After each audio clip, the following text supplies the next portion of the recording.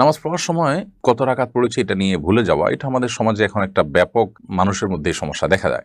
নামাজের মনোযোগ ধরে রাখার উপায়গুলো আপনাকে অবলম্বন করতে হবে। মোবাইল ইত্যাদির ব্যস্ততা নামাজের অনেক আগে থেকে বন্ধ করে ফেলতে হবে। নামাজে পূর্ণ মনোযোগী হওয়ার চেষ্টা করতে হবে।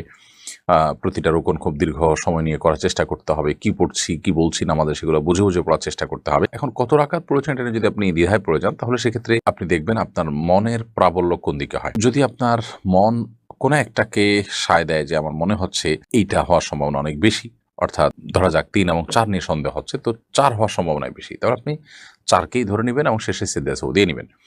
আর যদি আপনার মনে হয় ৩ হওয়ার সম্ভাবনা বেশি, তাহলে ৩কে আপনি ধরে নেবেন, ধীরে ধরে সিজদা সাহু দিয়ে নেবেন। আর যদি ৩ এবং ৪ নিয়ে সন্দেহ হয় এবং আপনি ঠিক মাঝামাঝি পর্যায়ে দাঁড়িয়ে থাকেন, ৩ বা ৪ কোনো দিকে আপনার মনের ঝোঁক বেশি না হয়, আপনি একেবারে ঠিক মাঝখানে দাঁড়িয়ে থাকেন, কোনো দিকেই মন ঝুঁকছে না, তাহলে সেক্ষেত্রে আপনি কমটা ধরে নেবেন। ধরে ৩ ধরে নিয়ে আপনি নামাজ শেষ করে শেষে সিজদা সাহু দিয়ে নেবেন।